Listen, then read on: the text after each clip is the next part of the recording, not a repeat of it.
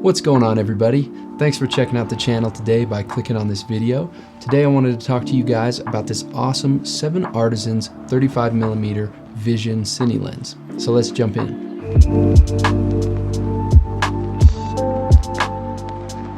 So I have had this lens for about a month and I have been checking it out, running some tests for this video today, and I can say that I am really digging it so far. I think that it is really cool. When we talk about how good this thing is for the price, I don't see any other lens out there right now that is competing with what 7 Artisans has done with this one.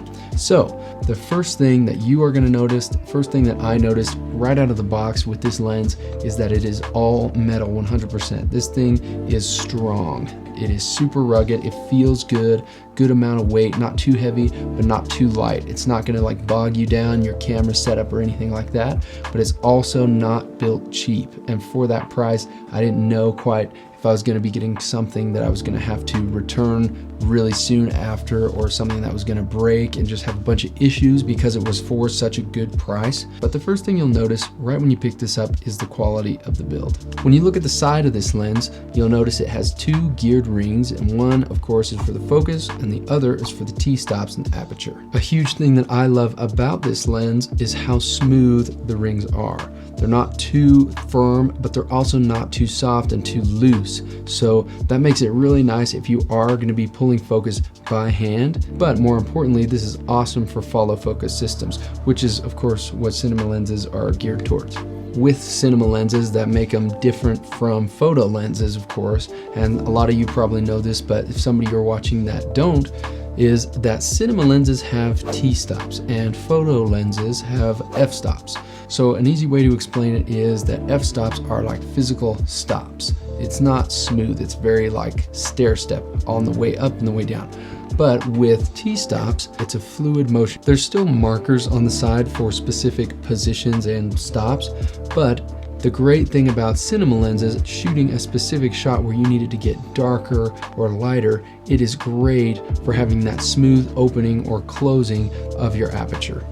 So the reason I went with the 35mm was 35 is an overall awesome focal length if you have to pick one. I have yet to check out the other focal lengths, but I have heard that they are a little bit different when it comes to the warmth and a few aspects of each lens, but that's to be expected. At this price range, I mean, there's not a lot more you could ask for out of something like this. The biggest reason why I saw this lens and I said, I've got to check this out, was the T1.05 aperture. That just blew me away, because most lenses that you're gonna see, any good photo lenses, any good cine lens that's very expensive, are all gonna be somewhere around the 2 and up mark, and that's great. But when I saw this 1.05, I have to tell you that from me checking it out so far, I absolutely think that it looks amazing. When you're shooting wide open, it doesn't lose a whole lot of clarity, if any, in my opinion, from what I can see. It looks beautiful. It's got amazing separation from the background to the subject. It just looks great. I mean, with a lens like this, if you can do that and use that to your advantage for whatever kind of effect you're going for, then I don't think you can beat it. This day and age, I think it is insane that we can go and pick up a lens for $500 and have something this awesome, you know, this killer for that price point. So one thing about these lenses is that they are made, from what I've seen, for Super 35 sensored cameras, such as the Canon C70 that I'm shooting this video on right now. But that being said, I've found no issues shooting on a full frame sensor such as my R5C here. Some people have said they've noticed with full frame sensors a little bit of some vignetting around the edges of the camera when they're shooting wide open or things like that. But I haven't noticed anything like that, at least with this camera. And the cool thing about this camera and others like it is you have the option to change to a Super 35 or Super 16 if you want. So you can kind of play around. Like, that's not necessarily a limitation of this lens. It's just more what it's geared for is mostly cinema cameras, because a lot of them are Super 35 sensors. This is the RF version of this lens. So for me, pop it on just like this, super easy, on there, ready to go. Feels good, This thing just has such a nice feel, just a nice like small cinema setup. I mean, it just feels great, and the picture out of here is just awesome. One thing that I have noticed about this lens is the flares. So it's a little interesting with this lens. It actually is more so of a thicker, kind of wider flare, almost like a slight haze in certain instances. So this one's more of an artistic feel for a certain filmic look. Another great thing about this lens is you are able to screw on just on the top your filters, you know, your NDs, your CPLs, all those filters that you normally would like to use on your photo lenses.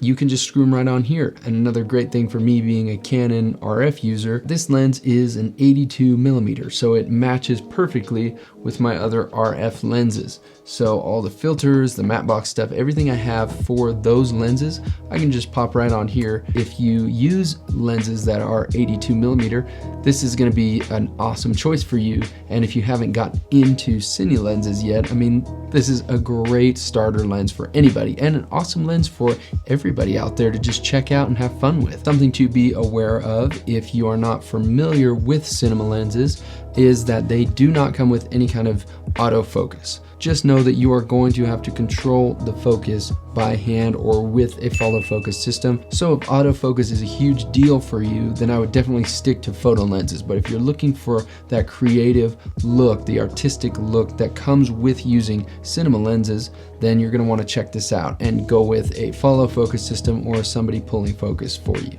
Overall, everybody, this lens is just super cool. I mean, it's an awesome little guy to just take, pop on your camera, run and gun, do anything that you gotta do. I mean, it's gonna hold up for a lot of different projects. If you have the budget or your clients have the budget to cover the cost of more expensive cinema, you know, prime or zoom lenses that you want to go for, then totally go for it. But if you're going for something that you can have with you, a cinema lens to have that beautiful bokeh, that have that awesome filmic look, I don't think that you can beat this lens by 7 Artisans. It is just super killer for the price. I mean, there's just not another lens in my eyes that competes with this that I've tried so far. If you guys know of other lenses that you think can rival this, I would love to check those out and do another video comparing the two. If you guys want to check this lens out, I put a link in the description of this video below, so you can click on that, go see it at 7 Artisans website, and go take a look at all the other focal lengths that they have to offer. I'd love for you guys to let me know what you think below. Share any of your projects that you've shot with this lens in the comments. I'd love to check it out. I'm always into talking with other creators, videographers, cinematographers about their projects that they have going on. I'd love to chat. So thank you guys for watching this video. I really appreciate it. If you liked what we got going on here, like the video below, subscribe, comment, share it, do all that fun stuff. I will see you guys in the next video.